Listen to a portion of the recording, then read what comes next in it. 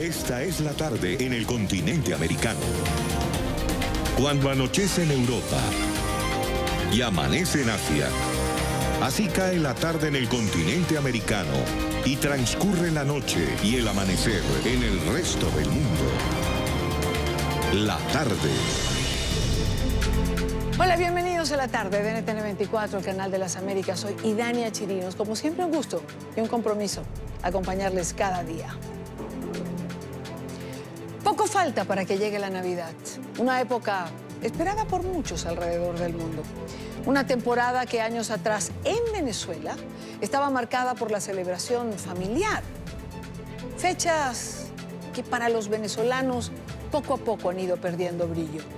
La hiperinflación, la escasez y hasta el desánimo pasaron a ser los protagonistas decembrinos en un país que ahora vivirá una Nochebuena en crisis. Hablamos con ciudadanos en Caracas para conocer cómo enfrentan esta dura situación. Este es un informe de Oliver Fernández en la capital de Venezuela. Para los ciudadanos es una Navidad triste. El plato navideño fue prácticamente borrado de la mesa. No, yo no voy a enfrentar la Navidad. Yo más bien estoy, como quien dice, huyéndole a la Navidad, ¿verdad? ¿Por qué? Porque tenemos los niños. Entonces, la Navidad es la ilusión de los niños. ¿Y cómo yo solvento la ilusión de este niño? No puedo. Por lo menos un pan de jamón es incomparable. O sea, ya la familia, de hecho, hasta para viajar y reunirnos todos en familia, ya eso es imposible. Todo está el triple de caro. Ya uno no puede comprar nada, ni siquiera puede pintar la casa. Ya estas Navidades, bueno, tenemos que sobrevivir. La hallaca, el pan de jamón y la ensalada de gallina quedaron para el recuerdo de los venezolanos. Ni hallaca, ni pernil, ni ensalada, ni nada. Qué lamentable. Mucho menos un pan de jamón.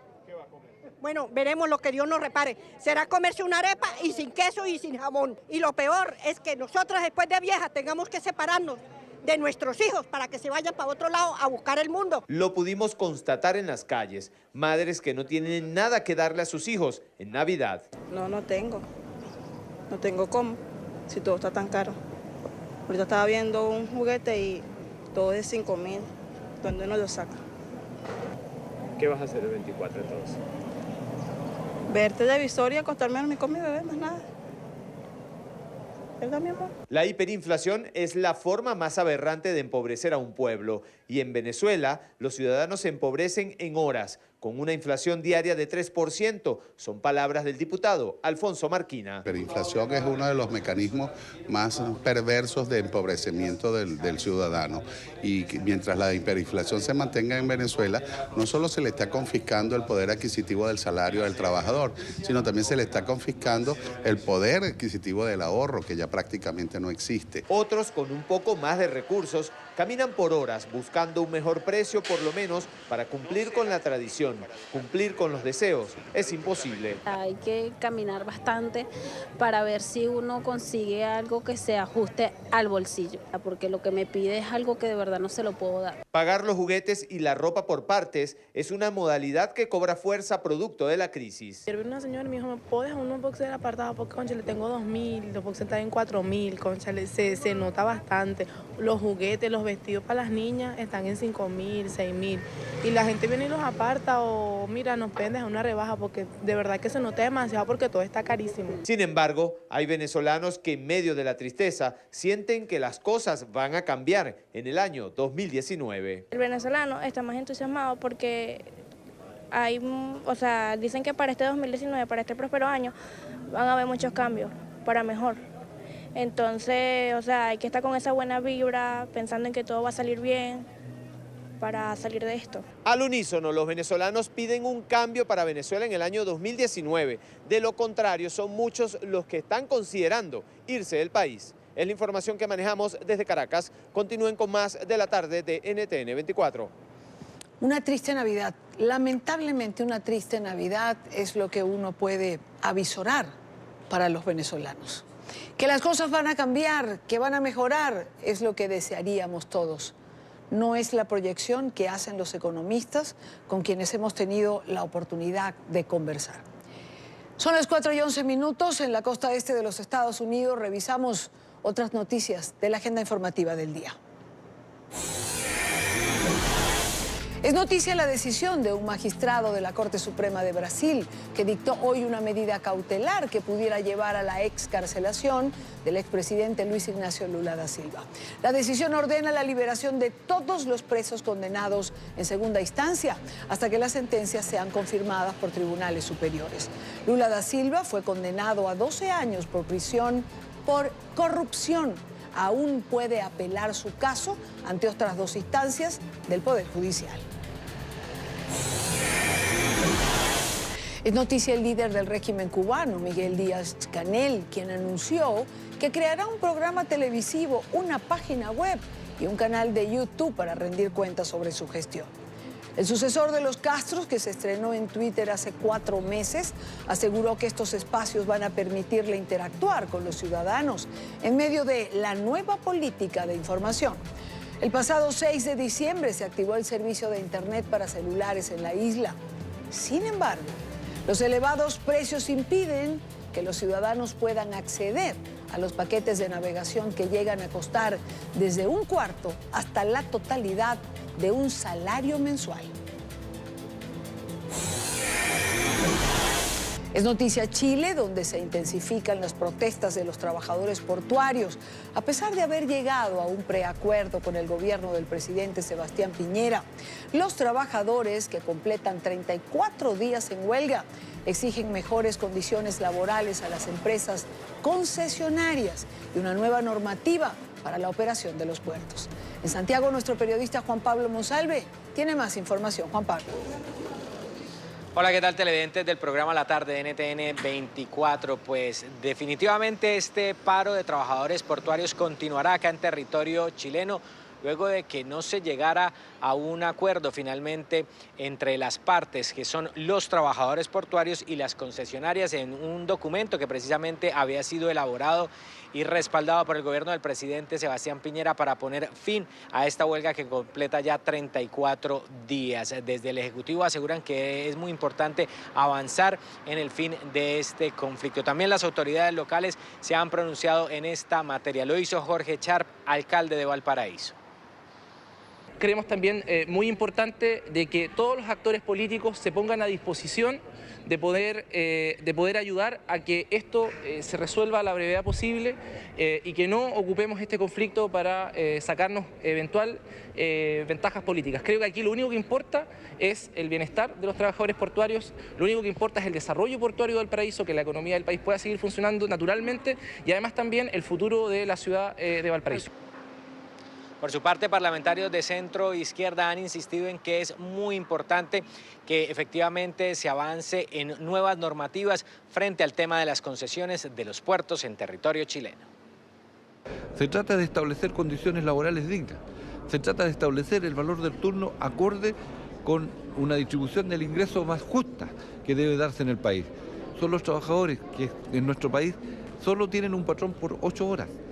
Y por tanto la debilidad extrema que tienen ellos y la precarización en cuanto a sus derechos hace recomendable, primero, que el gobierno cambie su actitud.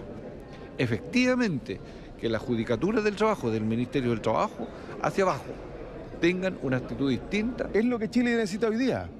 Y si por el contrario lo que Chile requiere es una autoridad portuaria que sea nacional o regional, que administre todos los puertos, que piense el desarrollo portuario desde una lógica más, desde los intereses del Estado, y no de 3 o 4 grupos privados que son los que se han hecho dueños de las concesiones y por tanto dueños de los beneficios de los puertos, y en cambio quienes han pagado las consecuencias de este régimen de concesiones son los trabajadores que han visto precarizadas sus condiciones laborales.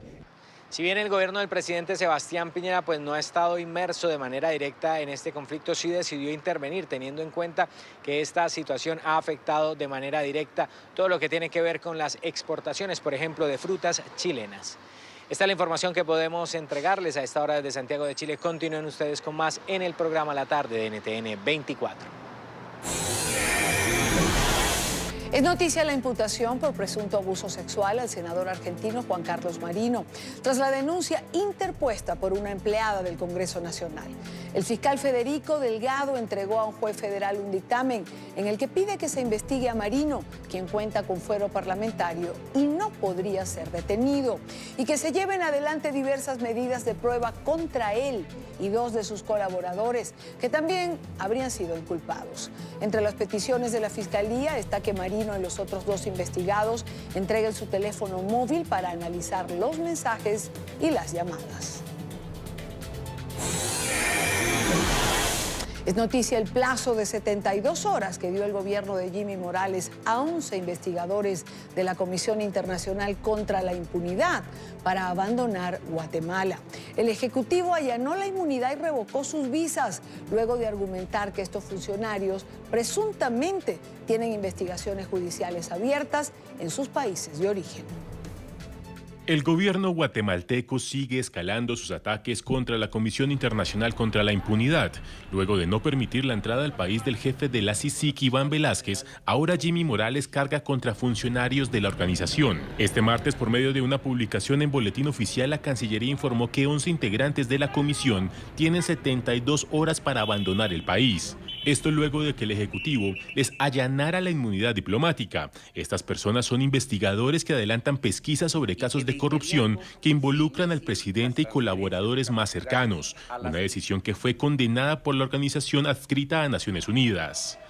La medida busca afectar la independencia en su trabajo contra los cuerpos ilegales y aparatos clandestinos de seguridad, sean las investigaciones o varios litigios en curso, además de constituirse en una oportunidad de eventual persecución penal contra los funcionarios. La advertencia de la Cancillería señala que si los funcionarios no acatan la orden, tanto ellos como sus familias serán expulsados a la fuerza. Y es que el jefe de Estado guatemalteco parece intensificar los ataques contra sus contradictores, ya que al mismo tiempo pidió investigar a la exfiscal Thelma Aldana por la compra, según él, irregular de un edificio cuando estaba al frente del ente investigador. Aldana, junto con Iván Velázquez, fueron quienes encabezaron las investigaciones por corrupción en contra del mandatario guatemalteco. En esa parte del programa quiero saludar a Edgar Gutiérrez, exministro de Relaciones Exteriores de Guatemala. Señor Gutiérrez, bienvenido, gracias por estar en NTN 24. Muchas gracias, un gran gusto y buenas tardes para todos. ¿Llegará el presidente Morales a expulsar a los funcionarios? Hay varios amparos que han interpuesto tanto el Defensor del Pueblo como organizaciones civiles, puesto que esta expulsión es una violación del acuerdo del Estado de Guatemala con la CICIG, y este acuerdo tiene carácter de ley vinculante en Guatemala. Entonces, lo que estamos esperando es que las Cortes reaccionen, amparen a los que han solicitado que se detenga esta nueva arbitrariedad del presidente Morales. Se dijo, que muchos de estos funcionarios tienen antecedentes penales en sus países. Entiendo, estaba revisando toda la información, que muchos de ellos han demostrado que no es así, que no es el caso, que ninguno tiene cuentas pendientes con la justicia en sus países de origen. Es cierto, realmente el presidente y su equipo lo que están buscando es una serie de pretextos, argumentos falsos para justificar una decisión que a todas luces es ilícita y está bloqueando la propia palabra del presidente, porque él dijo no renunciar o no interrumpir el acuerdo inmediatamente, sino hasta septiembre de 2019. Entonces, debería de dejar trabajar a la comisión el resto de meses que le quedan de funcionamiento. ¿Por qué, señor Gutiérrez, el presidente Morales, que enarboló la bandera de la lucha contra la corrupción, se la ha tomado de esta manera contra esta comisión internacional contra la impunidad en Guatemala? Es decir, ¿por qué esta lucha encarnizada? Porque han tocado sus intereses más íntimos. La comisión descubrió un fraude en el que participó un hijo del presidente y su hermano, y los tienen causados en un proceso judicial. La comisión y el Ministerio Público, además, descubrieron un financiamiento electoral ilícito hace 4 años del propio presidente y que involucra a varios empresarios. Y esas son las razones por las cuales él ha tomado de manera personal esta afrenta contra la CICIG. ¿Cómo queda frente al pueblo de Guatemala? No digamos ya frente a la comunidad internacional. Queda muy mal, muy mal, porque la Comisión mantiene, después de tantos años, un respaldo del 70%, según todas las encuestas. Y el presidente tiene un nivel de aprobación de apenas 15%. Está entrando a su último año de gestión y está entrando, francamente, con el nivel de aprobación más bajo en el periodo democrático de 30 años en Guatemala. Ahora, señor Gutiérrez, con 15% de aprobación, una cifra absoluta y totalmente baja, como usted señala, ¿el presidente Morales lleva a Guatemala a incumplir acuerdos internacionales? El presidente Morales se siente respaldado por las poderosas cámaras patronales de Guatemala, porque los empresarios también se han visto señalados de actos de corrupción, de evasión fiscal, de financiamiento electoral ilícito, entre otras cosas. Entonces, él está tomando decisiones respaldándose en las cámaras empresariales y piensa que va a salirse con las suyas. Es más, yo diría que él está rozando la delicada línea de la ilegalidad y que podría derivar en una suerte de golpe de Estado, porque está desobedeciendo las órdenes de la Corte Constitucional, que le dijo que él no podía impedir el ingreso del comisionado Iván Velázquez a Guatemala. El comisionado Iván Velázquez no ha entrado por prudencia, pero él tiene la autorización de la Corte Constitucional y el presidente sigue provocando casi todos los días justamente esto, llevar al borde de la ilegalidad a su propio gobierno. Ahora, señor Gutiérrez, cuando usted señala que el presidente Morales está tocando esta delgada línea de la ilegalidad que pudiera derivar en un golpe de Estado, ¿quiere decir que de alguna manera las Fuerzas Armadas respaldan la institucionalidad, la legalidad en Guatemala y no estarían de acuerdo con el proceder del presidente Morales? Yo veo a las Fuerzas Armadas en dos fracciones. La cúpula, que tiene una serie de privilegios, de beneficios, de granjerías que le otorga el propio régimen y cuyos nombramientos la mayor parte de veces no responden, digamos, al mérito, a la carrera de los oficiales. La cúpula está con el presidente Morales, pero el resto de la oficialidad está con la institucionalidad, respalda la lucha contra la corrupción y la impunidad y no estaría dispuesta a acompañar al presidente, a abrigar al presidente en un acto de franca ilegalidad. ¿Cómo queda Guatemala con este tipo de acciones frente a la comunidad internacional? ¿Cómo deja el presidente Morales a Guatemala asumiendo actitudes de este tipo? La imagen internacional de Guatemala está sumamente deteriorada.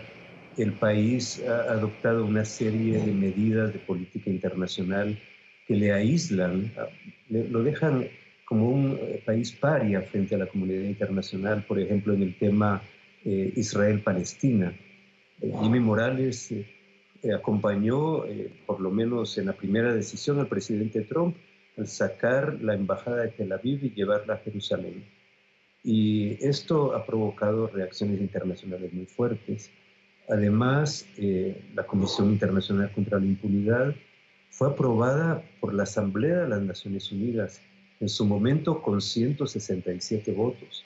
Es decir, el presidente está deteriorando la imagen del país, está aislando al país, está rompiendo un esquema de política multilateral que habían mantenido todos los gobiernos, independiente de su signo ideológico. Está llevando entonces a una posición francamente peligrosa para Guatemala, porque las calificaciones internacionales también van a afectar la inversión y una serie de asuntos comerciales y financieros que afectarán a fin de cuentas a todos los guatemaltecos. Claro. Y una última pregunta, señor Gutiérrez. ¿Qué hacer? Es decir, en el presidente Morales, lo hemos visto en otros presidentes como Evo Morales, por ejemplo, es como el no importar la legalidad en un minuto determinado. Es decir, no importa por dónde vaya la institucionalidad, pareciera que pesa más en el accionar de gobierno lo que ellos decidan que tiene que ser.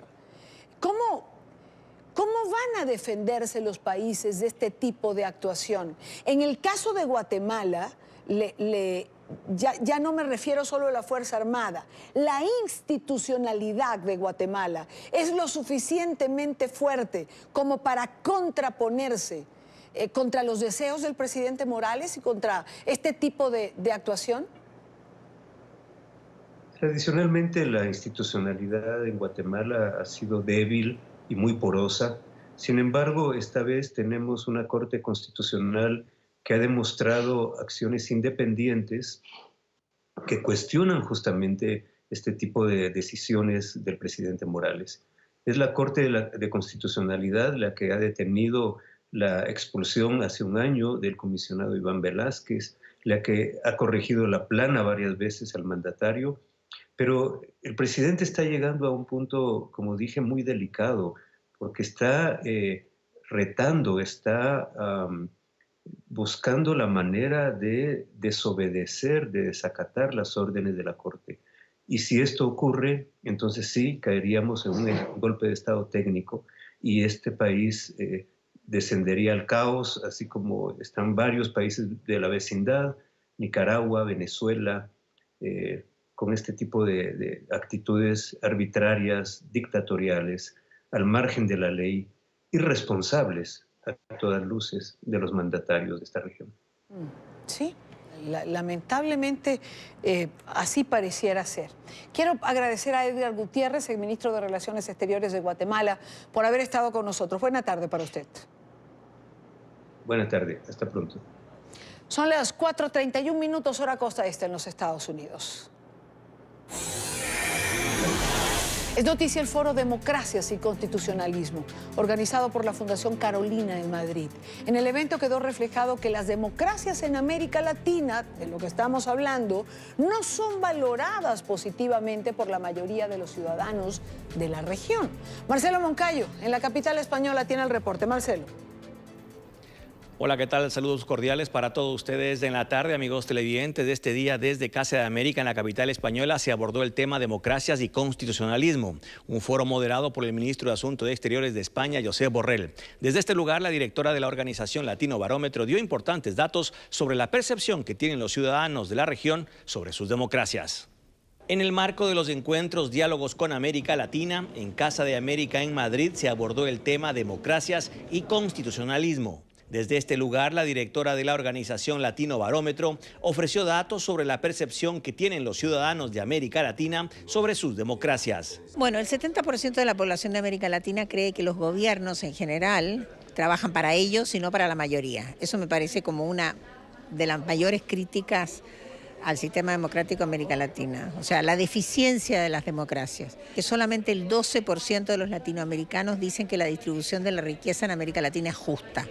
Además, Lagos hizo hincapié en los gobiernos latinoamericanos con presidentes que desean perennizarse en el cargo, afectando así la transparencia y la alternabilidad del poder. Yo creo que uno de los problemas que tiene América Latina es que muchos de sus gobernantes deciden que ellos son los únicos que pueden resolver los problemas de su país y se quieren quedar en el poder para siempre. El caso de Maduro, el caso de Ortega, en Nicaragua son dos ejemplos concretos que han llevado a el fin de la tercera ola en América Latina, sacando a dos países de la democracia y siendo ya declaradamente dictaduras, ¿no? Pero también hay otros casos, ¿no? El caso de Bolivia, donde se acaba de aprobar por decreto, a pesar de que se perdió el referéndum, para que el actual presidente tenga un cuarto mandato. La situación de Venezuela también fue abordada desde otros ámbitos, como el de la escasez, situación que está produciendo una de las mayores crisis migratorias. Lo más relevante es que el 80% de los venezolanos dicen que no tienen que comer. Y con eso se caracteriza, ¿no es cierto?, la profundidad de la crisis que vive hoy día Venezuela y la razón por la cual hoy día hay cerca de 4 millones de venezolanos que han salido de su país para buscar comida en primer lugar. Televidentes de la tarde, y según la directora del Latino Barómetro, Uruguay es el país con la democracia más sólida en la región. Este es el informe para la tarde. Marcelo Moncayo, NTN 24, Madrid. Gracias a Marcelo por la información. Hacemos la primera pausa en la tarde. Recuerde seguir nuestras cuentas en Twitter. Se las dejo en pantalla, siempre con información en tiempo real. Los leo en el transcurso del programa. Al volver, más información. En Estados Unidos, pareciera pues que el presidente Trump va hacia atrás en relación al muro. Este será tema. Ya venimos. Ya regresamos con La Tarde.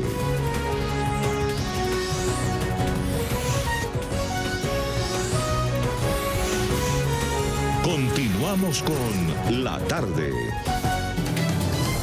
Continuamos con más en la tarde de hoy. Otro revés judicial a las intenciones del presidente Trump de limitar las posibilidades de solicitud de asilo por parte de los migrantes irregulares. Aunque las leyes federales cobijan a los ciudadanos que solicitan el beneficio migratorio, el mandatario intenta desafiar esta norma. Frente a eso, un juez en California ha fallado en favor de los extranjeros sin papeles y dictó una sentencia con la que permite a los inmigrantes aplicar a un asilo, aun cuando ingresan de forma ilegal a los Estados Unidos. Emiliana Molina tiene el informe en Washington. Emiliana. Buenas tardes. Bajo una orden judicial, el juez John Tigard del Tribunal del Distrito de Estados Unidos para el Distrito Norte de California acusa al presidente estadounidense de intentar reescribir las leyes de inmigración. El 19 de noviembre, el juez federal de San Francisco frenó temporalmente la decisión del gobierno de Trump del pasado 9 de noviembre de negarle asilo a las personas que intentan cruzar la frontera sur del país sin pasar por un puerto de entrada. Una decisión que abogados de inmigración critican fuertemente, pues reiteran que la situación en la frontera es sumamente delicada. Es una crisis humanitaria caótica que está surgiendo en la frontera de Estados Unidos y México, donde más de 100,000 inmigrantes buscan refugio huyendo de la violencia, la persecución, la pobreza en Centroamérica, especialmente Nicaragua, especialmente Guatemala, Honduras y El Salvador. La ley de 1980 de asilo establece que toda persona que busque refugio, la protección de las leyes de los Estados Unidos de América, deben de tener una oportunidad de presentar su caso, su evidencia ante un juez o ante un oficial de asilo. Es una forma preliminar para establecer si esa persona tiene un miedo bien fundado de persecución en su país de origen. El Departamento de Seguridad Nacional y el Departamento de Justicia han criticado la decisión de este juez, tildándola de absurda. A raíz del intento de la administración Trump de implementar esta nueva política el pasado 9 de noviembre, el juez Tigard resalta que bajo estos esfuerzos, las personas en busca de asilo estarían en peligro de sufrir más violencia, especialmente en la frontera, si esta política entra en efecto. Desde Washington, Emiliana Molina, regreso al Centro Internacional de Noticias. Gracias, Emiliana. Por otra parte, México ya está pagando por el muro fronterizo. Así lo aseguró el presidente de los Estados Unidos al afirmar que lo está haciendo indirectamente a través del Tratado MEC, el Tratado Comercial de América del Norte que reemplazó al TLCAN. Donald Trump ha dicho además que el muro que pretende construir en la frontera con México tendrá un diseño artístico y que lo construirá el ejército de los Estados Unidos. En Washington, Carolina Valladares tiene la noticia. ¿Qué tal? Buenas tardes desde Washington. La Casa Blanca sigue inmersa en encontrar alternativas para así conseguir financiar ese muro en la frontera con México. Recordemos además una de las promesas de campaña del presidente de los Estados Unidos, Donald Trump. En las últimas semanas dijo el presidente que su empeño era conseguir esos fondos, esos 5.000 millones de dólares, gracias a la aprobación del presupuesto, incluido en los presupuestos que tienen que ser aprobados en la Cámara Baja del Congreso antes de la medianoche de este viernes 21 de diciembre. Sin embargo, en las últimas horas dejó caer el mandatario, también la secretaria, la portavoz de la Casa Blanca, portavoz de prensa Sarah Sanders, que los fondos se podrían obtener de distinta forma. Dijo hoy el mandatario a través de Twitter que de hecho ya México está pagando por ese muro porque está consiguiendo ya los fondos a través de las ganancias gracias al nuevo acuerdo comercial con América del Norte. Si esto fuera así, muchos se preguntan si el obtener ese dinero a través de las ganancias con ese nuevo tratado comercial estaría o no violando esas leyes presupuestarias en el Congreso de los Estados Unidos. La idea del presidente Trump de que México está pagando por el tratado, como yo llamo NAFTA 2.0, pero se llama TMEC, algo así, en realidad no tiene mucho que ver, porque lo que él está diciendo es una cosa sumamente indirecta, que supuestamente con eso sí en realidad Estados Unidos gana con eso y que no sabemos.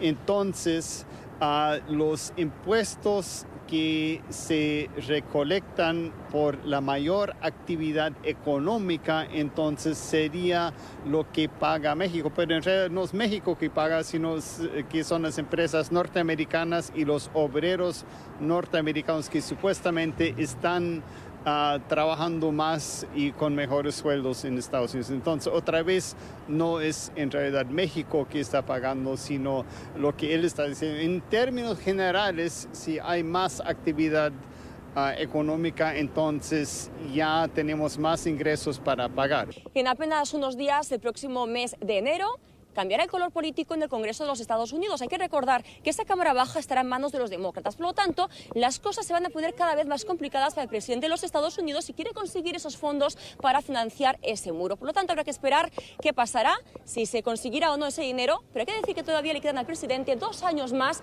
para conseguir cerrar una de sus principales propuestas de campaña. Este es el reporte desde Washington. Carolina Valladares para NTN 24.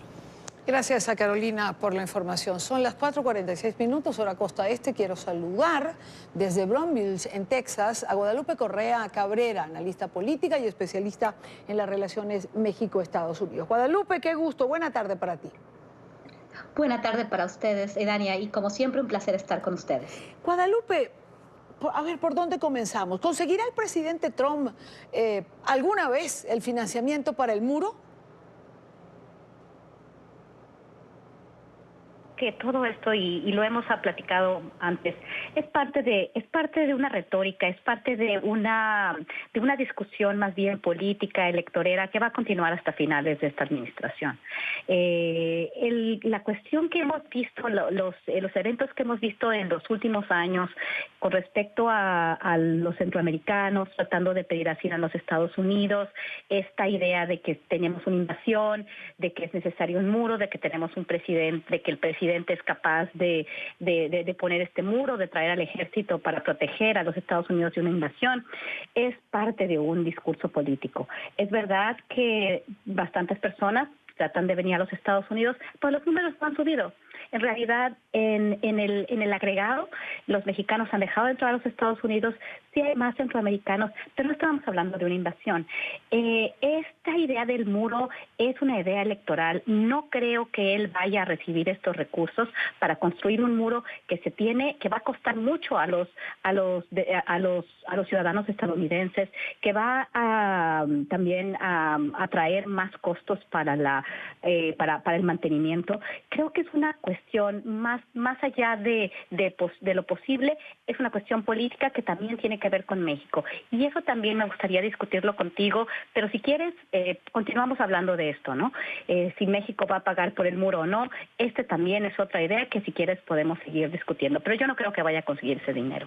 De varias cosas ya vamos a hablar, pero digamos que para dejar el muro de lado, es como un comodín que tiene el presidente Trump en el bolsillo, es decir, lo saca de vez en cuando, siempre vuelve como al mismo tema. ¿Tanto rédito le da?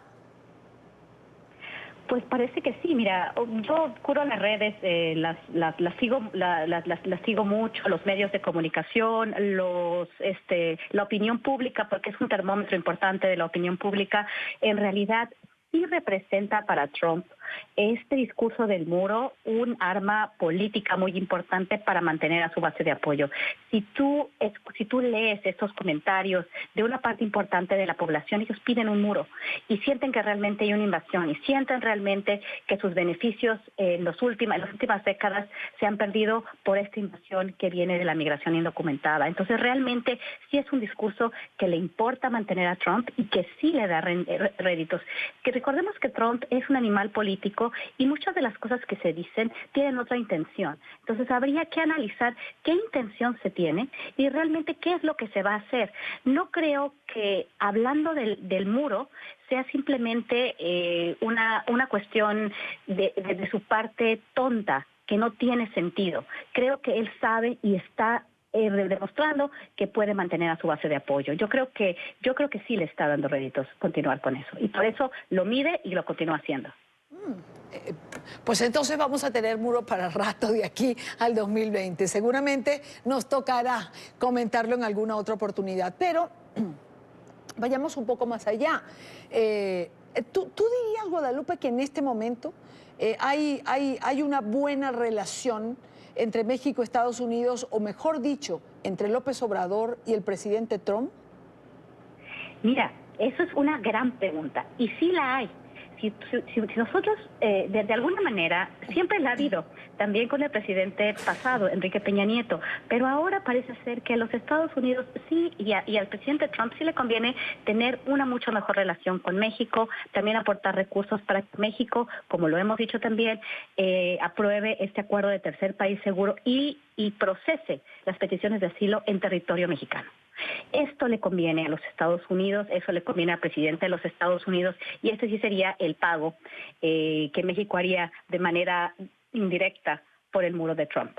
Esto es una cosa muy importante. A Trump le conviene continuar con estos tratos con el gobierno mexicano, apoyando supuesto desarrollo de la frontera sur de México y de Centroamérica para realmente construir ese muro y realmente que los centroamericanos procesen el asilo en México.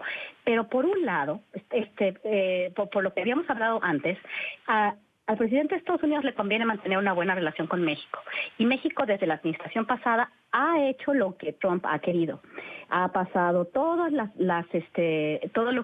que se ha querido en términos del tratado comercial. Muy probablemente se haga un acuerdo migratorio con México. Y Trump va a seguir haciendo bullying por el Twitter. Como dijimos, tenemos muro para rato, hay dos partes que él tiene que cubrir, una con México, una con su base de apoyo, y esta es la manera como ha jugado Trump. Y lo vimos unos días antes, ¿no? Hay una llamada de los dos presidentes, parece ser que las relaciones van muy bien, y ese mismo día, después después de colgar el teléfono, manda un tuit diciendo que México va a pagar por el muro. Sin embargo, esta declaración parecería ser cierta si juega bien sus cartas el presidente Donald Trump. Desafortunadamente, así ha sido en los últimos años.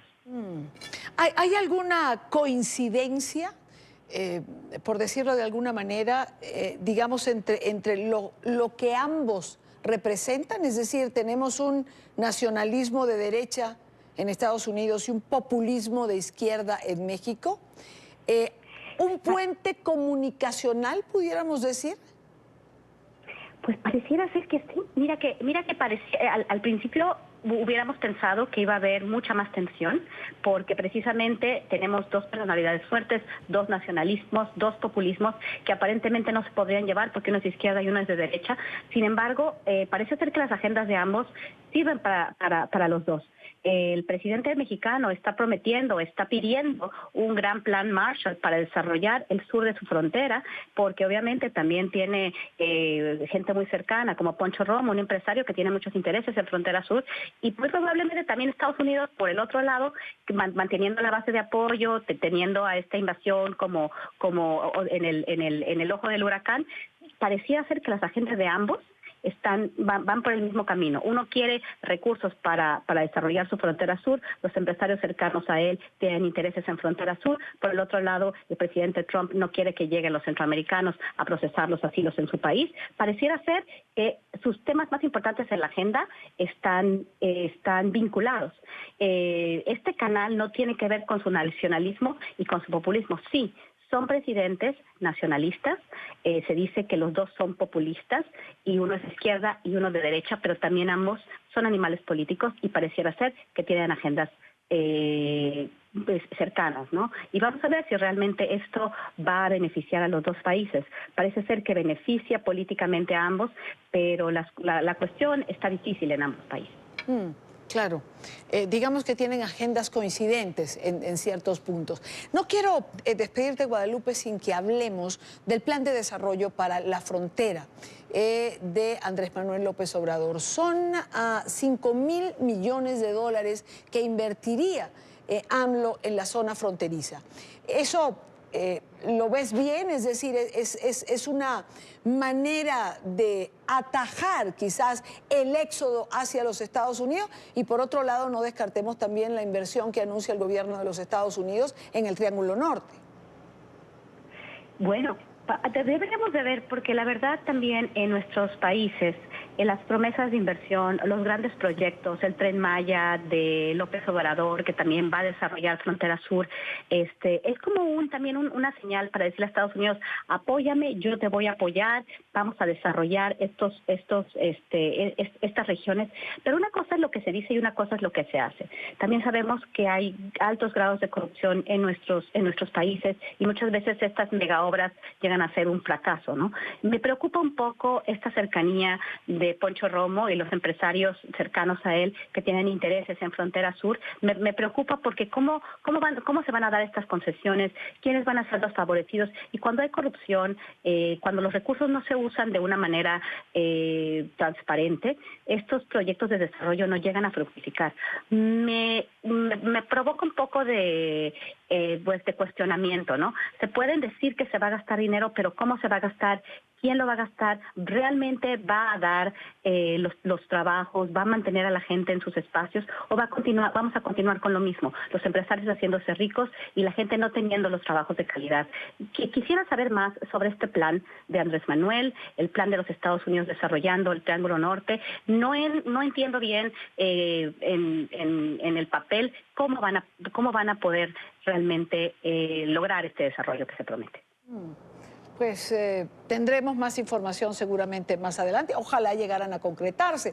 Guadalupe Correa Cabrera, analista política, especialista en relaciones México-Estados Unidos. Guadalupe, feliz Navidad. Gracias por estar con nosotros. Feliz Navidad, Idania. Un placer como siempre. Hasta luego. Feliz Navidad. Buena tarde para ti. 4:56 minutos, hora costa este. Por otro lado, el presidente de Estados Unidos, Donald Trump, aceptó disolver su fundación caritativa en medio de denuncias de irregularidad. El mandatario dijo a través de las redes sociales que nunca cobró dinero de la Fundación Trump, que fue acusada de tener una conducta ilegal al ser presuntamente empleada con fines lucrativos. De acuerdo con la acusación de un fiscal de Nueva York, dicha organización recaudó más de 2,8 millones de dólares con el fin de influir en las elecciones. La Fundación Trump ha hecho un gran trabajo y ha regalado mucho dinero, tanto mío como de otros, a grandes organizaciones benéficas a lo largo de los años, sin que yo cobrara tarifas, alquileres, salarios, etcétera. Este fue tema de análisis en el programa Crudo de Prensa del día de hoy. Eric Langer, profesor de la Universidad de Georgetown, aseguró que el presidente Trump podría estar usando los recursos de la Fundación Caritativa como su caja chica personal. Demuestra que, como dice ella, y estoy citando, la fundación funcionó como poco más que una chequera para los intereses empresariales y políticos de Trump. Demuestra que hay una corrupción tremenda, yo creo que en el cuerpo político y en particular con el señor Trump. Por su parte, José López Zamorano, periodista mexicano, coincide con las voces que afirman que la intención del presidente Trump, con una labor presuntamente altruista, buscaba beneficios para su proyecto personal y político. Aquí estamos hablando de que la fundación utilizó el dinero para fines personales, como la compra de este cuadro, ¿no?, de $10,000 para su campo de golf, o que lo utilizó con fines políticos, que dio dinero a Iowa justamente el fin de semana que el presidente no iba a aparecer en ese debate político. Entonces estamos aquí hablando de un uso absolutamente político. La Casa Blanca, por otra parte, ha ordenado el regreso de las tropas desplegadas desde hace 5 años en Siria, con el objetivo de combatir la organización terrorista Estado Islámico. La decisión no pasa desapercibida entre los aliados de Washington, en particular Israel, que hoy denunció ante la ONU un grave riesgo para su seguridad e integridad territorial. Alejandro Rincón en Nueva York tiene este reporte. Alejandro. Hola, feliz tarde para todos. Hace 5 años, Estados Unidos decidió ingresar a la coalición internacional que en Siria decidió tomar como objetivo el combate militar directo de Estado Islámico, organización terrorista que en ese momento avanzó hasta controlar una extensa región del territorio sirio. Ahora, el gobierno de la Unión Americana, en manos de la administración Trump, considera que ya se han dado los avances suficientes para ordenar el regreso de los 2.000 soldados que la Unión Americana aportó a esta coalición internacional. En el momento de hacer oficial este anuncio, la Casa Blanca emitió el siguiente comunicado. Estas victorias sobre ISIS en Siria no son señal del final de la coalición global o de su campaña. Hemos comenzado a hacer regresar a las tropas de los Estados Unidos a casa mientras hacemos la transición a la siguiente fase de esta campaña. Los Estados Unidos y nuestros aliados nos mantenemos listos para actuar en todos los niveles para defender los intereses estadounidenses donde quiera que sea necesario y continuaremos trabajando juntos para negarle a los radicales islámicos y sus terroristas territorio, financiamiento, apoyo y cualquier medio de infiltrar nuestras fronteras. Ese movimiento de los Estados Unidos tiene un impacto directo para la estabilidad en Oriente Medio y sobre todo para un aliado estratégico de la Unión Americana en esta región del mundo, Israel.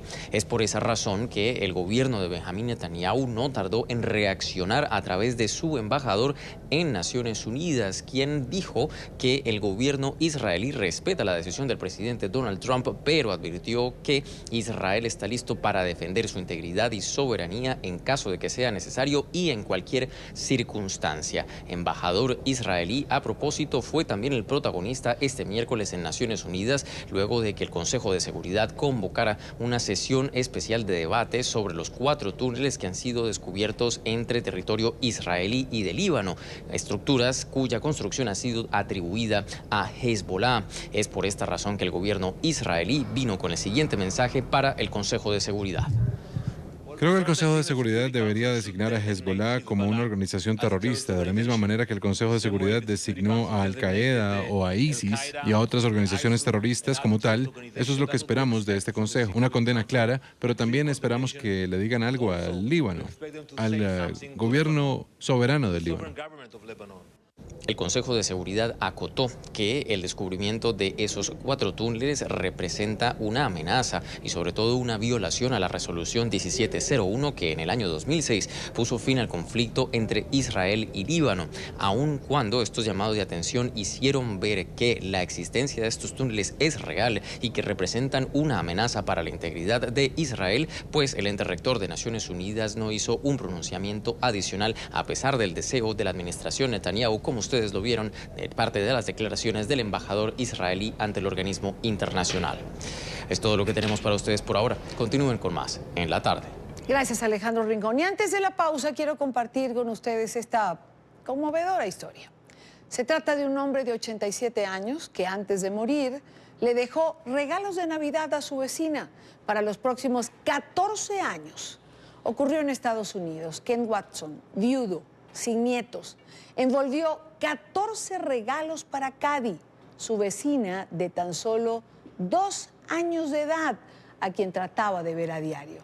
Ken murió repentinamente el pasado lunes y fue su hija quien, 2 días después, se encargó de entregar los presentes a los padres de la menor. La historia, por supuesto, es viral. Con esto vamos a la pausa. Cumplimos con los compromisos comerciales de la planta y al regreso nos acompaña Jairo Libreros, analista permanente de NTN 24, y damos un repaso a las noticias más importantes en la región. Ya venimos. Ya regresamos con La Tarde.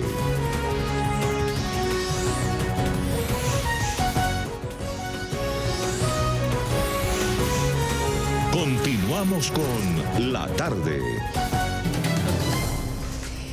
Son las 6:08 en Caracas, Venezuela. Seguimos con más en el programa La Tarde. Saludamos a Jairo Libreros, analista permanente del canal e invitado asiduo del programa. Y ya les vamos a decir por qué nos reímos. Idachi, muy buenas tardes. Es un gusto para mí verme contigo todos los días. Es que cuando uno tiene que revisar las noticias de la región, cuando uno tiene que ver ciertas actuaciones de los mandatarios, uno no sabe si ríe o llora, ¿eh? Es muy difícil, y Dania, la verdad, sobre todo en estas épocas uno esperaría, no sé, unos mensajes un poco más realistas y consecuentes con la época, o por lo menos cierto nivel de seriedad, porque los asuntos que tratan son serios, pero los manejan casi que con los pies, ¿no? Bueno, ya vamos a ver, ya ustedes van a ver, porque vamos a repasar varios ítems que son noticias en la región. Por ejemplo, esta semana la Cancillería de Brasil retiró formalmente las invitaciones de los gobiernos de Cuba y Venezuela para la toma de posesión del presidente electo Jair Bolsonaro, quien explicó a través de sus redes sociales la razón de esta decisión. Esto decía el presidente Bolsonaro. E mais ainda, nós não convidamos o ditador cubano nem o ditador venezuelano. Afinal de contas, é uma festa da democracia. Lá não existem eleições, quando existe, são suspeitas de fraude. A Venezuela, eu acho que a melhor forma de apoiarmos o povo venezuelano é não convidando o senhor Nicolás Maduro. Tá? Então, que tudo que nós pudermos fazer dentro da legalidade, dentro da democracia contra esse país, nós faremos. Es coherente, ¿no? O sea, si es la fiesta de la democracia, ¿por qué invitar a quienes no lo son?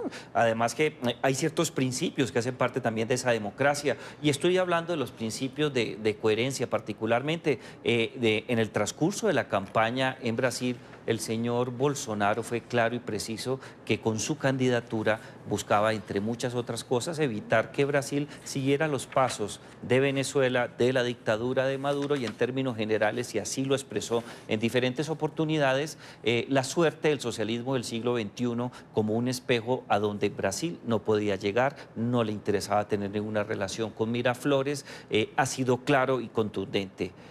Ya como alguien elegido como presidente de Brasil, ha mantenido esa postura de coherencia, un principio que es vital porque no solamente garantiza transparencia en la gestión, sino cierto nivel de predecibilidad sobre cómo va a manejar los asuntos públicos, que es un tema muy serio. Y yo creo que él ha sido claro y preciso. Desde ese punto de vista, para respetar la legalidad y la democracia en Venezuela, considera el presidente Bolsonaro que lo mejor es no invitar a Nicolás Maduro. Mira, Jairo, pero a veces uno piensa que esta lista va aumentando, ¿no? Y a veces aumenta rápido. Sí. Y esto lo comento, no lo teníamos en la agenda de nuestra conversación, pero acabo de recordar en la primera parte del programa, comentar la decisión del presidente de Guatemala, de Jimmy Morales, de prácticamente expulsar a 11 funcionarios de la CICIG, de la Comisión contra la Impunidad de Guatemala. Yendo contra tratados internacionales, teníamos un ministro de Relaciones Exteriores. Y uno se pregunta, caray, esta lista de los no demócratas parece que aumenta a gran velocidad. ¿Qué pasa con, no quiero decir con la presidencia, porque hay presidentes que no tienen este tipo de actitud, pero también son más aquellos presidentes que con frecuencia, o con mayor frecuencia, quieren, se sienten absolutos a su voluntad, pareciera que es la única, o sea, es la única que vale. No hay legalidad, no hay constitución. Y Dania, lo que ocurrió pues, en Guatemala, sin lugar a dudas, es reprochable, no solamente porque incumple compromisos internacionales que se adquirieron, que han mostrado resultados, de manera especial cuando nosotros entendemos que el sistema judicial en Guatemala para la gran mayoría de opinadores y analistas o expertos sobre ese tema es un desastre, y estaba protegida no solamente por normas constitucionales, sino por el desarrollo de la jurisprudencia. Pero en realidad, Idania, hay un torbellino muy grande a nivel internacional relacionado con la llegada de mandatarios eminentemente populistas, autoritarios, pequeños dictadorzuelos que consideran que al hacer uso del populismo y el desconocimiento de normas internacionales encuentran cierto nivel de aceptación y mayor favorabilidad frente a sus electores y se muestran como los grandes salvadores del mundo. Esto no es solamente que ocurra en América Latina, en el caso del señor Maduro, del señor Ortega en Nicaragua, del presidente Jimmy Morales en Guatemala. En Europa la situación es igualmente alarmante. Lo que ocurre en Italia, en Rumania, en Hungría, en Polonia, yo creo que es un síntoma de nuestras nuevas épocas, un nuevo populismo con un cuño claramente identificado con el autoritarismo y personajes que creen representar ellos a mesías, personas que están por encima de los demás y de las normas. Son las 5:14 minutos, hora costa este de los Estados Unidos. Último minuto. NTN 24. Y hablando precisamente de este tipo de personajes mesiánicos, sí, cuya voluntad pareciera estar por encima de todo lo demás, Daniel Ortega acaba de ordenar la salida de los funcionarios de la CIDH de Nicaragua, de la Comisión Interamericana de los Derechos Humanos, específicamente de quienes forman parte de esa comisión de mecanismo de seguimiento para la situación de Nicaragua. ¿Hasta dónde va a llegar Daniel Ortega? Es decir, cada uno parece superar al otro. Y Dani, en cierta medida parece una carrera entre competidores por calificarse o por lo menos por coronarse como el dictador más interesante de la región. Yo creo que Daniel Ortega ya quemó las naves. Daniel Ortega ya no tiene el más mínimo interés en respetar el ordenamiento constitucional y legal nicaragüense y de manera particular las normas internacionales. La orden que acaba de dar no solamente afecta y vulnera el sistema interamericano de derechos humanos y sus mecanismos de protección y de vigilancia de la democracia, afecta igualmente la estabilidad de su país, es un motivador más de los muchos que conocemos sobre la necesidad imperiosa de activar la Carta Democrática Interamericana. Los dictadores o quienes están en tránsito de consolidarse como dictadores son conscientes de algo, que si dan un paso al costado, que si tratan de solucionar este tipo de temas, más temprano que tarde, los brazos de la justicia van a llegar a ellos, sí, y sus días terminarán en la cárcel. Y ellos creen, irónicamente o con cierto grado de ignorancia, que al ser más fuertes van a evitar la cárcel y eso nunca va a ocurrir. Yo quiero recordar una frase de la expresidenta de Costa Rica, Laura Chinchilla, que era nuestra invitada el día de ayer. Sí. Y es una frase que quiero guardar, casi que atesorar, porque coincido plenamente. Ella decía, tenemos que ser más radicales en defender la democracia, porque radicales han sido aquellos que la atacan. Sí, es una frase muy importante y en cierta medida yo creo que la experiencia que ha arrojado, especialmente los 20 años que se cumplieron hace poco de la elección de Hugo Chávez como mandatario de los venezolanos, nos demuestran que estos personajes, por lo menos en el caso de América Latina, son muy hábiles para utilizar los mecanismos de la democracia liberal, especialmente aquellos que están relacionados con el principio de representatividad para acceder al poder, pero tan pronto están en el poder son radicales en el sentido de desmontar todos los principios representativos para poderse perpetuar en el poder. Y creo que muchas democracias en América Latina, y eso incluye en cierta medida lo que pasó en algún momento al interior de la Organización de Estados Americanos, OEA, no hubo la respuesta coherente, consecuente, necesaria por principio de autoridad para evitar que estos dictadores se consolidaran no solamente por años en las casas de gobierno, sino que pudieran dejar el poder en sus delfines o a la vieja usanza sin elecciones del sistema mexicano a dedazo, quien iba a reemplazarlos. Ha faltado mucho trabajo colectivo por parte de los países que siguen respetando y promueven la democracia en las Américas. La situación de Nicaragua es complicada, es dura, es importante.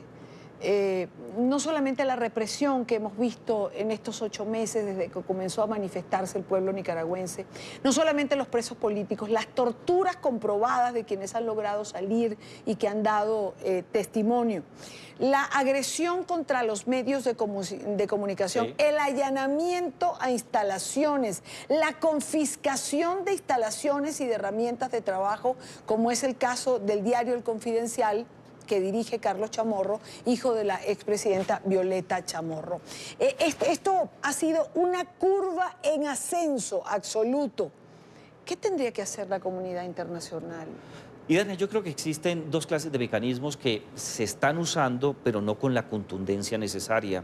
En el caso de Colombia, por ejemplo, el presidente Iván Duque tiene una línea de trabajo claramente identificada que consiste en aislar mucho más la dictadura de Venezuela, no desde el punto de vista de una agresión diplomática o de una agresión política, y mucho menos una agresión militar.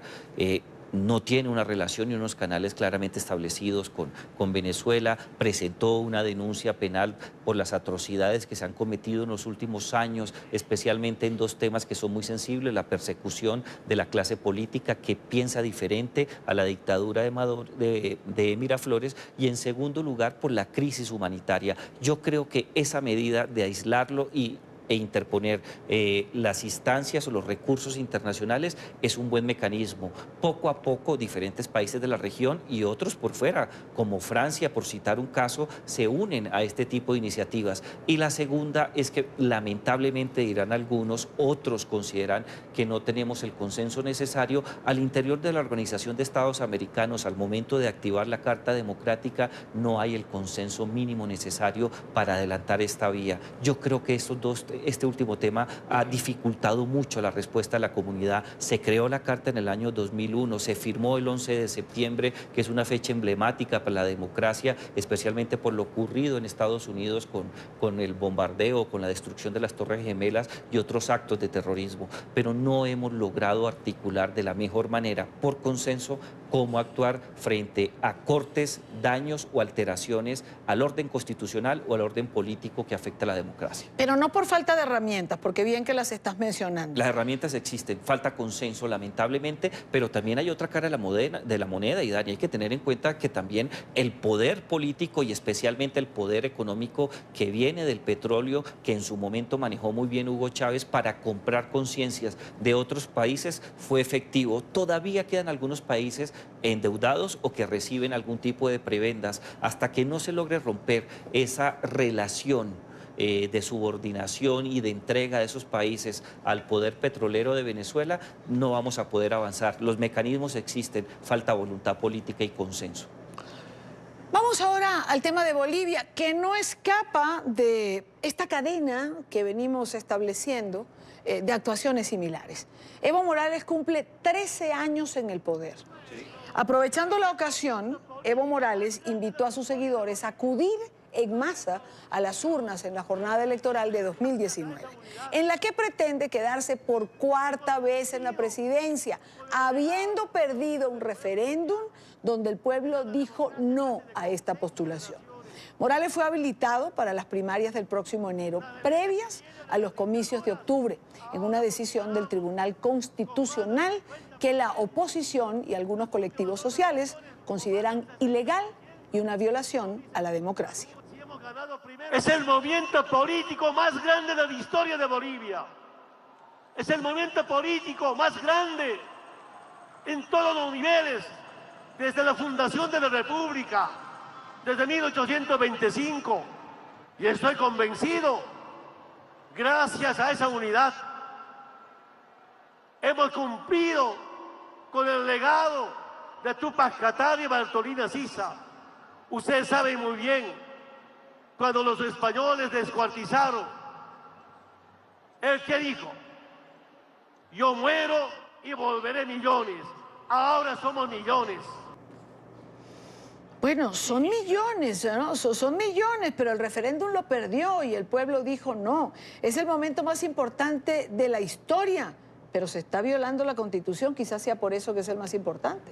Y Dania, en eso estamos absolutamente de acuerdo. Yo creo que el hito a resaltar no es el movimiento, no es tampoco las actividades políticas adelantadas por Evo Morales. Nadie le quiere quitar méritos como mandatario desde el punto de vista democrático. El hito aquí, que muy seguramente va a ser estudiado y los efectos y daños que produce, es precisamente la ruptura del ordenamiento constitucional, la ruptura de la democracia liberal, el desconocimiento de los estándares internacionales que regulan esta materia. Es una persona que ya va por su tercera reelección consecutiva, una persona que no solamente amaña a su conveniencia los resultados de un plebiscito sobre la opción que tenía para sacarlo adelante, sino que terminó por cooptar a la rama judicial, a la Corte, para que ésta la habilitara y fuera viable su candidatura. Cuando esto ocurre, inmediatamente, Idania, yo recuerdo una figura del año de la década de los 90 en Perú, ¿no?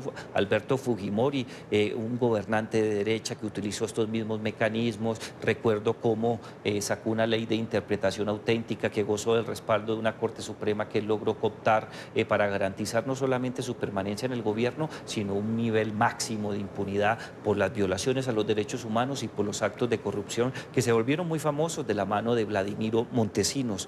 El hito en este caso es la destrucción de la institucionalidad, de la democracia y la afectación a la Carta Democrática Interamericana. Hablemos, porque no quiero dejar de lado, hablar de México. Hablemos de Manuel López Obrador y hablemos de algunas acciones como la realizada esta misma semana cuando el presidente de los mexicanos devolvió parte de su salario porque él había prometido que iba a ganar menos de lo que se le estaba asignando en ese momento. Habrá quien piense que es un buen gesto, otros piensan que simplemente es un gesto de corte absolutamente populista. ¿Tiene sentido para ti, Jairo? No, no tiene el más mínimo sentido, y Dania, yo creo que este tipo de salidas no es nueva.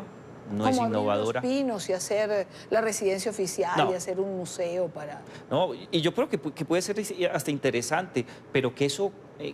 que uno diga que disminuirse el salario o abrir Los Pinos va a marcar una pauta de comportamiento en materia de política pública que logre vencer la corrupción o que genere mejores prácticas de gobierno o, en el peor de los casos, una mejoría en materia de los graves problemas de déficit fiscal y que sufre México, pues no es cierto. Eso es un mensaje eminentemente populista que busca congraciarse con algún sector de los electores que lo llevaron precisamente a la presidencia y que busca mostrarlo como una persona que realmente sí está interesada por el bienestar de la población más vulnerable de México, pero todos también tenemos claro que esto es un espejismo, no tiene importancia. López Obrador también ha dicho que otros funcionarios públicos tendrían que hacer lo mismo, ¿no? Y aquí viene algo que ha estado en discusión durante muchísimo tiempo. Es decir, hay funcionarios, como los congresistas, por mencionar algunos. Se ha discutido en otros países que son funcionarios que tienen que estar bien pagados, como los magistrados de la Corte Suprema, para que precisamente esto sea una vacuna contra el soborno. No es que la ética se compre con salarios altos, pero evidentemente son funcionarios que tienen responsabilidades grandes en sus manos y que tendrían que estar bien remunerados para que nadie trate además de comprar una conciencia en un momento particular. Así es, Idania, aquí hay dos problemas o hay dos líneas de trabajo muy claras. Primero, eso no es que yo tome la decisión simple y llanamente de reducirme el salario, en el caso del sector público, en el caso mexicano, e inmediatamente el resto de funcionarios tenga que hacerlo. No, hay normas que establecen que este tipo de consideraciones no puede afectar los derechos adquiridos en materia laboral por otro tipo de funcionarios. Y en segundo lugar, Idania, hay que tener en cuenta que uno de los mecanismos más importantes de lucha contra la corrupción es traer a las mejores personas, a gente que esté interesada en adelantar una carrera seria, precisa, exitosa en el sector público. Si la medida es bajar los sueldos, deja de ser atractivo hacer carrera en el sector público y los mejores funcionarios se van a dedicar al sector privado, privado, donde encuentran mejores ingresos, honorarios o salarios y pueden desarrollar todas sus habilidades. Este tema también está estudiado y no genera ningún beneficio en materia de política pública, en materia de lucha contra la corrupción o en otros asuntos propios de la vida pública. Es decir, es una actuación de forma, pero no de fondo. Es una actuación de forma y es un saludo a la bandera. Bien, Jairo, gracias por estar con nosotros como siempre. Queríamos hacer este repaso de cómo va la región. Nuestro equipo nos dice, qué bueno que esté Jairo con nosotros, me dicen que tenemos en línea a Alexandro Álvarez. Él es especialista en derechos humanos y es precisamente funcionario de MECENI, esta comisión de la CIDH que está siguiendo la situación de Nicaragua. Él está justamente en Nicaragua. Señor Álvarez, bienvenido, buena tarde. Buenas tardes. ¿Qué acaba de ocurrir? Es decir, el gobierno de Nicaragua acaba de anunciar que tienen ustedes que salir. El gobierno de Nicaragua acaba de anunciar y en concreto de leer un comunicado bastante extenso en el que señala que se suspende las visitas y la presencia en terreno de los dos mecanismos de la CIDH que estaban precisamente en terreno, que son el Grupo Interdisciplinario de Expertos Independientes y el Mecanismo Especial de Seguimiento para Nicaragua.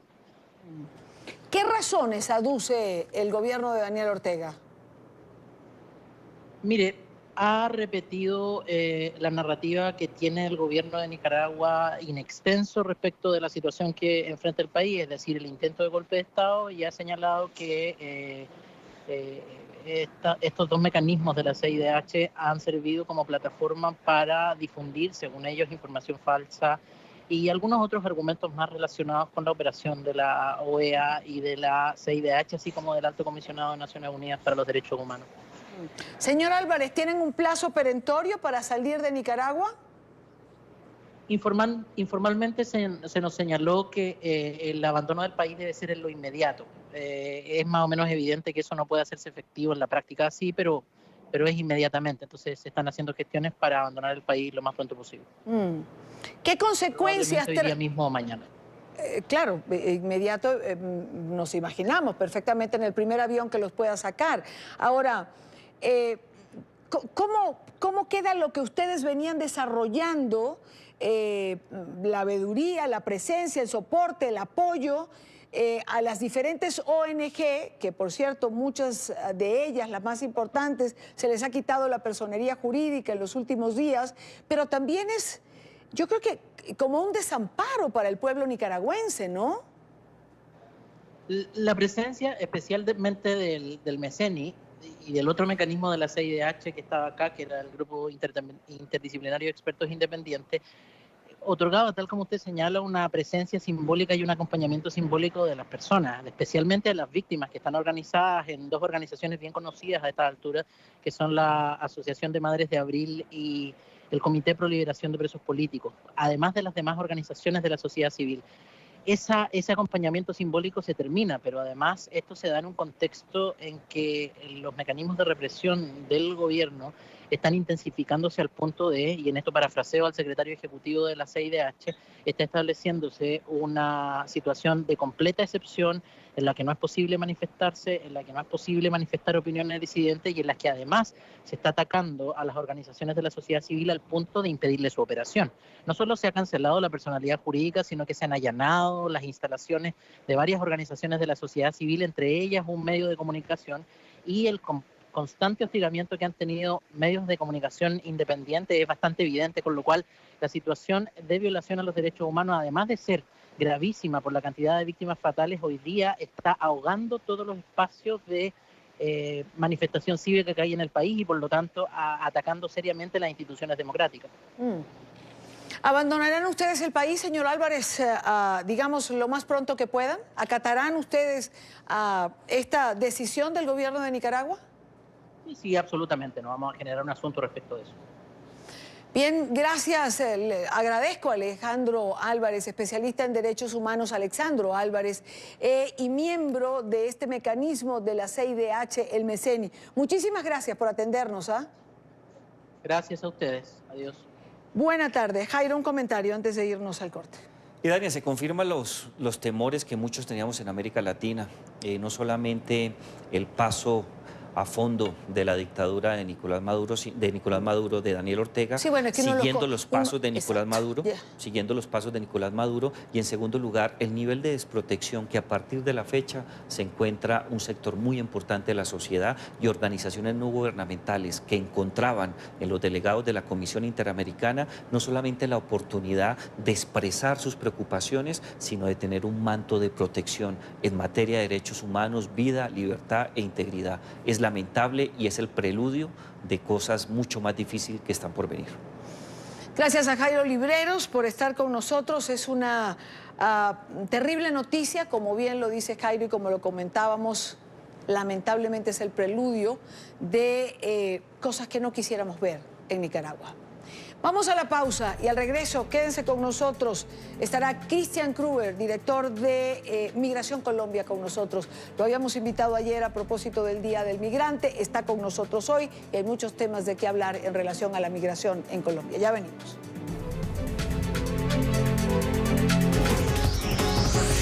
Ya regresamos con La Tarde.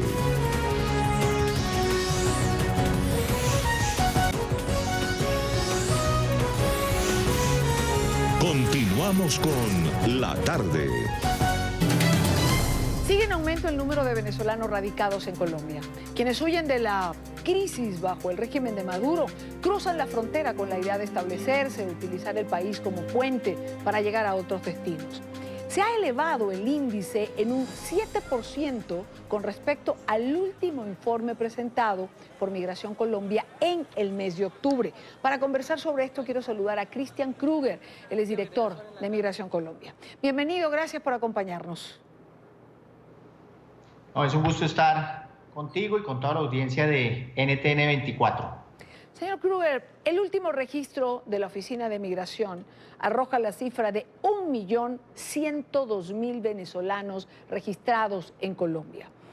¿A qué corte corresponde esta cifra? ¿Es correcta?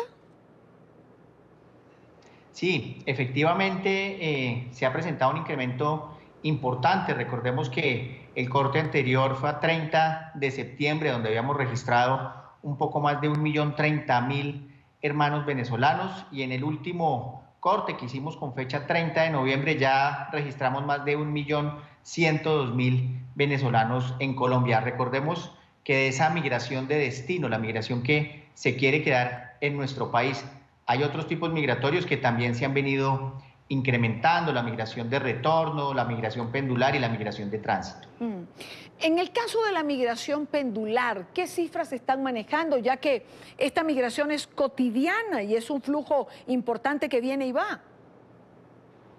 Sí, la migración pendular, recordemos que para esa migración pendular, en esa política de flexibilización del gobierno colombiano, se expidieron en su momento más de 1.600.000 tarjetas de movilidad fronteriza para que los venezolanos utilizaran los pasos autorizados fronterizos, esos 7 puntos que tenemos en la frontera con Venezuela. Hace 2 semanas expedimos nuevamente esa tarjeta de movilidad fronteriza. Hoy está abierta, invitar a todos los venezolanos que están haciendo esa migración pendular que la soliciten vía internet. Pero lo más curioso de esto es que en solo 2 semanas ya llevamos más de 500.000 venezolanos registrados con esa tarjeta. Recordemos que esa tarjeta es para entrar, simplemente comprar algunos productos que no consiguen en su país, ser atendidos en salud, y pues claramente algunos la utilizan de manera indebida trabajando informalmente, pero es una cifra bien importante en esa migración, digamos, pendular. Volvamos al registro oficial, 1.102.000 venezolanos. ¿Cuál es la cifra no registrada que se calcula de venezolanos que pueden estar sin haber hecho ese registro? No, en esta cifra de 1.102.000 nosotros calculamos 3 factores para que la audiencia tenga claridad. El primer factor, la migración que está regular, es decir, que tiene visa, que tiene PEP o se encuentra dentro del término permitido en su condición de turista. ¿Sí? Esta es una cifra digamos, este es uno de los factores para contemplar esta cifra de más de 1.100.000 venezolanos. Hay un segundo factor, recordemos, que son los que se registraron en el RAM, el Registro Administrativo de Migrantes Venezolanos, que aprovecho para recordarles que tienen hasta el próximo 21 de diciembre para solicitar el PEP. El PEP lo solicitan vía internet y no tiene ningún costo, son los que están en proceso. Y hay un tercer factor también muy importante, que es la migración irregular. La migración irregular tiene dos grandes puntos. El primero, los que superaron el tiempo de permanencia. Recordemos que uno cuando ingresa con pasaporte a un país le dan un tiempo de permanencia, que ahí está contemplado los que superaron ese tiempo, y también tenemos un cálculo estadístico de los que han ingresado por trocha, ¿sí? Entonces, esta cifra de 1.102.000 contempla esos tres factores, los que están regulares, los que están en proceso de regularización y los que están irregulares. Precisamente para evitar esa irregularidad fue que se volvió a expedir hace 2 semanas la tarjeta de movilidad fronteriza para que nuestros hermanos venezolanos utilicen los pasos formales migratorios, los autorizados, y eviten esas trochas donde ponen en riesgo sus vidas, porque además sabemos que la Guardia Venezolana utiliza estos pasos irregulares para lucrarse de manera ilegal. ¿Qué deja al descubierto una cifra como esta, señor Kruger? La realidad que está viviendo el pueblo venezolano es una situación muy compleja. Vemos que se viene incrementando de una manera muy importante las condiciones de salud de ese país. Son precarias, muchas personas están llegando a ser atendidas en nuestro país. Tenemos una cifra ya de más de 120.000 hermanos venezolanos atendidos solo este año por urgencias, más de 600.000 vacunas aplicadas a hermanos venezolanos. Vienen muchos a comprar productos que no consiguen en su país, y también muchos a trabajar de manera informal en Colombia, porque claramente, primero, no consiguen trabajo en Venezuela, y segundo, el salario que consiguen no les alcanza tampoco para subsistir allá. Entonces, ese es el fenómeno que estamos viendo, está creciendo de una manera muy importante, y además resaltar, Venezuela está perdiendo una población muy joven con una gran capacidad personal, profesional, con grandes perfiles, porque lo que estamos viendo es que la gran mayoría de la migración está entre los 18 años y 35 años de edad, una edad totalmente productiva desde el punto de vista laboral. Claro, absolutamente, ¿no? Señor Kruger, todas las predicciones para el 2019 hablan de un aumento exponencial. La ONU calcula que se van a completar 5.300.000 aproximadamente. La Fundación Andrés Bello, basándose en un estudio realizado, señala que puede llegar a más de 8 millones en el 2019. ¿Cómo se prepara Colombia para manejar este impacto, dado que es el país que recibe, la mayor carga de este éxodo? Sí, primero, muy buena pregunta. Y aquí quisiera resaltar un fenómeno y una situación que se está viviendo a nivel mundial. No hay ningún país en el mundo, ni Colombia, ni ningún otro país está en capacidad de recibir ilimitadamente la migración, una migración de esta naturaleza, con estas cifras. Simplemente recordemos, Alemania en el año 2016 recibió un poco más de 1 millón de migrantes y se vio obligada a cambiar su ley migratoria. Es por eso que Colombia, por instrucción del señor presidente, del señor canciller, ha establecido 3 niveles de coordinación para atender este fenómeno migratorio de la mejor manera. ¿Cuál es el primer nivel? El primer nivel es venir trabajando de manera interna como lo venimos haciendo, las vacunas, la atención en urgencias, etcétera. A este nivel nacional se le han implementado o incorporado mejor 2 aspectos fundamentales. Un documento COMPES, el documento COMPES 3950 del pasado 23 de noviembre. Para la audiencia y de pronto para quien no conoce, un documento COMPES contiene una política en determinada materia, en determinado sector. En este caso hay un documento COMPES que habla del sector salud, del sector trabajo, del sector educación, del sector seguridad, y estos temas los tiene este documento COMPES que ya se expidió. Es una línea de ruta que estamos aplicando a nivel gobierno. Pero también en esta línea a nivel interno o nacional, vamos a radicar próximamente una ley migratoria. En Colombia, aunque no lo creamos, no había una ley migratoria, todo el desarrollo jurídico estaba dado vía decreto. Un segundo nivel de coordinación, un nivel de coordinación regional. Yo creo que toda la audiencia, ustedes, han escuchado la declaración de Quito, el Grupo de Lima, las reuniones que se han hecho en diferentes instancias y en países vecinos. ¿Qué estamos buscando con esta instancia regional? Que los países receptores, Colombia es el principal país receptor, pero hoy en día también están recibiendo los ecuatorianos, los peruanos, los chilenos, los argentinos. Los países receptores tengan un mismo rasero, unos mismos principios para atender la migración desde Venezuela. Es decir, que las condiciones que se dan en Colombia sean las mismas en Ecuador y en Perú, en Chile, en Argentina. ¿Y cuál es la finalidad de esto? Que esas cifras de migración se distribuyan de manera equitativa entre los demás países receptores de la migración.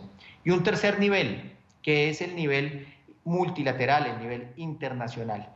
Aquí lo que estamos buscando es ayuda internacional, básicamente donaciones internacionales, créditos blandos para poder atender toda esta migración. Y ha sido un ejercicio bastante exitoso el que ha implementado el gobierno nacional. Por ejemplo, ya por parte de la OEA tenemos un delegado especial para atender este fenómeno, el caso del señor David Smolansky. Y en el caso de Naciones Unidas también tenemos un delegado especial para atender este fenómeno, que es Eduardo Stein. Vamos por buen camino. La idea es que todos los países nos unamos para atender este fenómeno. Estos fenómenos, atendiéndolos de manera coordinada, de manera unificada, son positivos y van a ser exitosos en un futuro. Si todos lo trabajamos de esa manera, vamos a estar hablando en unos años, en unos 5 o 10 años, de lo positivo que ha sido la migración venezolana para los países receptores. Señor Kruger, ¿podremos llegar a ver eso? ¿Hay posibilidades de que llegue a establecerse una política coordinada en los países que usted mencionaba? Es decir, una reglamentación conjunta. Así es, vamos por muy buen camino. Sabemos que esta clase de coordinaciones no son sencillas, pero vamos por muy buen camino. Las declaraciones que se han dado, por ejemplo, en Quito, hablan de flexibilización migratoria, y realmente lo que uno tiene que buscar en esta clase de situaciones es flexibilización migratoria. ¿Y por qué? Doy la razón. Porque aquí no estamos en posiciones de cerrar fronteras. Es más, el gobierno nacional nunca ha tenido esa posición, por el contrario, siempre darle la mano al pueblo venezolano. Que de todas maneras, independientemente se tenga otra política en ese sentido de cierre de fronteras, la realidad es que cuando hablamos de una migración como la que se está viviendo hoy, una migración de necesidad, una migración que tiene hambre, una migración que necesita salud, que necesita trabajo, se va a seguir dando, flexibilicemos o no. Entonces la pregunta que nos hacemos todos es, ¿qué es mejor, tanto para el hermano venezolano que está llegando como para el país? Pues tener su población extranjera debidamente identificada, saber qué está haciendo, saber cuál es su proyección, y también por parte del gobierno de los países receptores poder planificar de una mejor manera esta situación. Esas son las políticas que los países, digamos, que se han reunido en Ecuador, los países del Grupo de Lima han tomado. Flexibilización migratoria. Países como Perú, vimos que expidieron el permiso temporal de permanencia. Varios países han venido flexibilizando sus normas precisamente para atraer de alguna manera y ordenar esta migración. Lo que queremos como autoridades migratorias, las de Colombia, las de los demás países, es ordenar y dar seguridad a todos estos procesos migratorios que se están dando, y existen toda la voluntad. Ya nos hemos reunido en varias oportunidades, sí, no solamente en Ecuador, nos hemos reunido en Colombia, nos hemos reunido en Perú, en otros países, en Panamá, en otros países, precisamente para ponernos todos de acuerdo y tener una forma de organización de todo este fenómeno migratorio. Cristian Kruger, director de Migración Colombia, muchísimas gracias por estar en NTN 24. El gusto es mío siempre estar acompañándolos, y un especial saludo a toda la audiencia. Muchas gracias. Gracias a usted. Buena tarde. Hacemos una pausa. Regresamos en breve con alguna información amable de Navidad. Quédese con nosotros. Ya regresamos con La Tarde.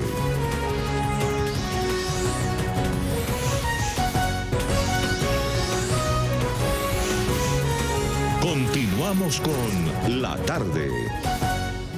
Antes de despedirnos, un espectáculo de luces iluminó el parque brasileño de Ibirapuera, considerado como el pulmón verde de Sao Paulo.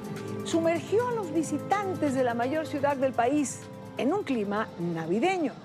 Son 2 millones de bombillos LED que resaltan la importancia de los árboles. También hay proyecciones de esta época que se refleja en el lago. La postal se complementa con este árbol que tienen allí en pantalla de 43 metros de altura.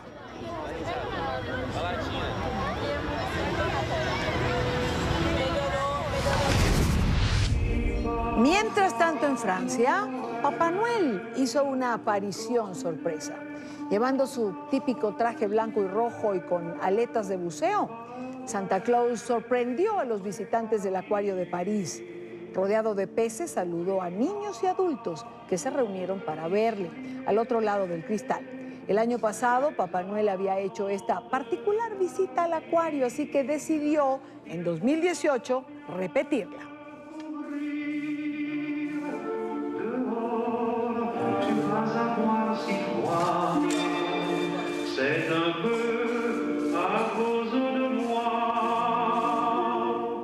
Con esto llegamos al final de la tarde de hoy. Recuerde seguir nuestras cuentas en Instagram, @ntn24, mi cuenta, @idania.chirinos.